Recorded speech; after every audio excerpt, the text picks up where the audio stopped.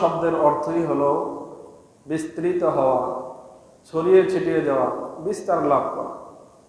যেহেতু এই মাসে আল্লাহ তাআলার রহমত সারা পৃথিবীতে ছড়িয়ে ছিটিয়ে যায়, বিস্তৃত হয়, বিস্তার লাভ করে, এই জন্য এই মাসের নামকরণ করা হয়েছে শাবান বলে। ওয়ালা রাসূলুল্লাহ সাল্লাল্লাহু আলাইহি ওয়াসাল্লাম ইন্নামা সুম্মিয়া শাবানু লিআন্নাহু ইয়ানশাইবু লিরমাদান খায়রান কাসীরা।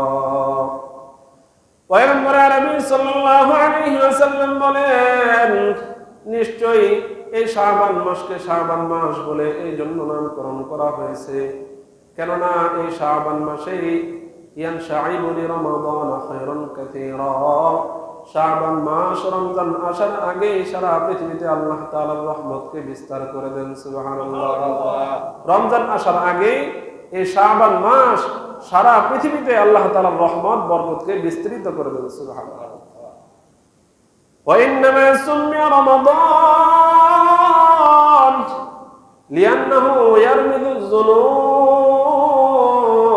পয়গম্বর আরবি সাল্লাল্লাহু আলাইহি ওয়াসাল্লাম বলেন, রমজানকে রমজান বলে এই জন্য নামকরণ করা হয়েছে, কেননা রমজান একজন বান্দার জীবনের সমস্ত গুনাহ খাতাগুলোকে ধূলিসাৎ করে পুড়িয়ে জ্বালিয়ে ভস্ম করে দেয়। সুবহানাল্লাহ।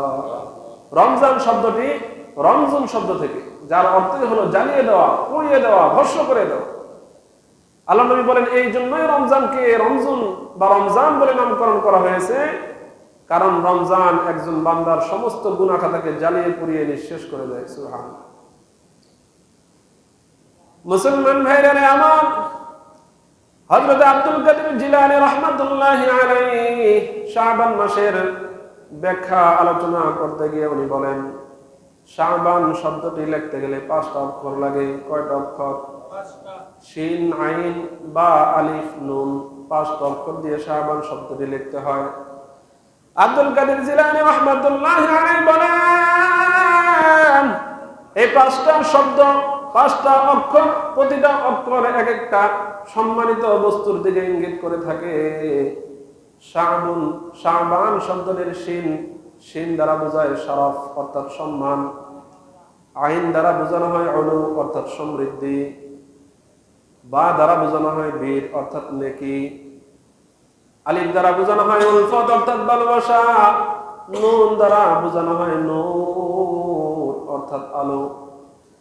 আব্দুল কাদের জিলানী রাহমাতুল্লাহি আলাইহি বলেন, কোন বান্দা যদি শাবানকে সুন্দরভাবে ইবাদতে কাটাতে পারে, তাহলে শাবানের 5টা অক্ষরের মাধ্যমে তার 5টা সম্মান লাভ হবে। চিল্লায়ে বলেন সুবহানাল্লাহ। সুবহানাল্লাহ। কি কি সম্মান লাভ হবে? শিন দ্বারা তার শরফ সম্মান লাভ হবে, আইন দ্বারা উলু সমৃদ্ধি লাভ হবে, তার নেকি লাভ হবে, আল্লাহ তাআলার ভালোবাসা লাভ হবে, সর্বশেষ শাবানের ইবাদতের দ্বারা তার ভিতরে ঈমানের নূর লাভ হবে। সুবহানাল্লাহ। ঈমানের নূর তার ভিতরে অর্জিত হবে। শাবানের 5টা শব্দ এই 5 দিকে ইঙ্গিত করেছে। এইজন্য শাবানের সম্মান কম না বেশি? এক হাদিসে পয়গম্বর আরবি সাল্লাল্লাহু আলাইহি ওয়াসাল্লাম বলেন, শাবানু শাহরি ওয়া রমাদানু শাহরুল্লাহ। শাবান হলো আমার মাস, আর রমজান হলো আল্লাহ তাআলার মাস। সুবহানাল্লাহ। পয়গম্বর বলেন, শাবান আমার মাস, শাবানু শাহরি। শাবান হলো কার মাস? নবী বলেন, শাবান হলো আমার মাস।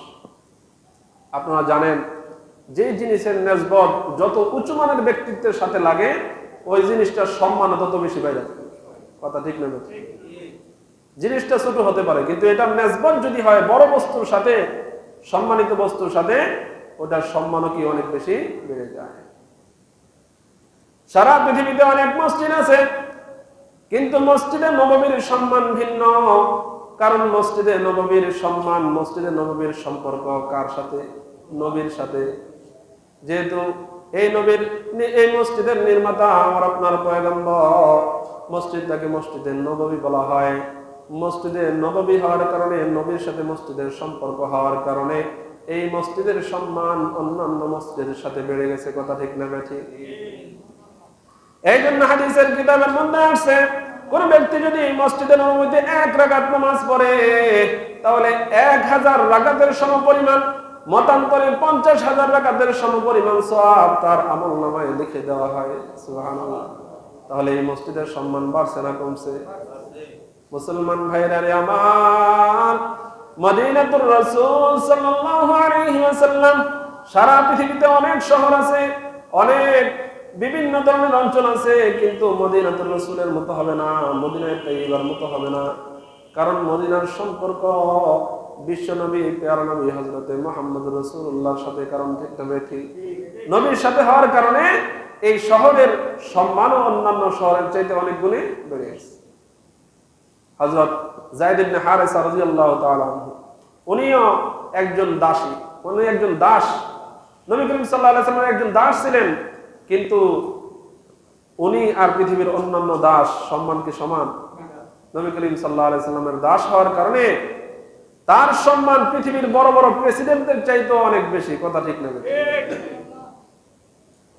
এই জন্য দেখবেন সাধারণ একটা কাপড়, 10 টাকা 20 টাকা দামের একটা কাপড় দিয়ে যখন আমরা কোরআনের জন্য গিলাফ বানাই,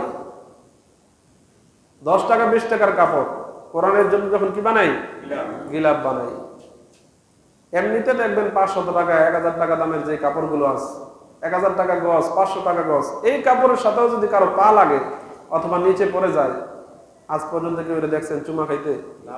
কিন্তু 20 টাকা গজের কাপড়, এই কাপড় দিয়ে গিলাফ বানানোর কারণে, এই কাপড়টা কোরআনের সাথে লাগার কারণে এটা সম্মান আল্লাহ তাআলা এত গুণে বৃদ্ধি করেছেন যে মানুষ এটাকে সম্মানার্থে চুমু খায়। কথা ঠিক না? একটা সাধারণ কাঠ কোরআনের সাথে লাগার কারণে তার সম্মান। আপনি যদি আপনার ঘরের মধ্যে, ঘরের দরজার মধ্যে 1 লক্ষ টাকা দামের কাঠ দিয়ে দরজা বানান, এরকম দামি দরজা আছে না নাই? 1 লক্ষ টাকা দিয়ে আপনি ঘরের দরজা বানাইছেন, ঘরের ভিতরে ঢোকার সময় দরজার মধ্যে পা লেগে গেছে, আজ পর্যন্ত কোন মানুষকে দেখছেন এই দরজার মধ্যে হাত দিয়ে চুমু খাইছে? দেখা যায় নাকি? না। কিন্তু কোরআনের সাথে যে কাঠ রেহাল লাগানো হয়েছে, মাত্র অল্প দামের কাঠ, কিন্তু কোরআনের সাথে লাগার কারণে এত সম্মান হয়ে গেছে, মানুষের কখনো পা লাগলে সম্মান আনতে সেটাকে চুমু খায়। কথা ঠিক না ঠিক? তাহলে যে জিনিসের নেসবত সম্মানিত বস্তুর সাথে হয়, ওইটার সম্মান বহুগুণে বৃদ্ধি পায়। কথা ঠিক না ঠিক? নেসবতটা আমার নবীর সাথে হওয়ার কারণে শাবান ও শাহরি, এই শাবান মাসের মর্যাদাও অন্যান্য মাসের চাইতে রমজানের পরে সবচেয়ে বেশি হয়ে গেছে। সুবহানাল্লাহ।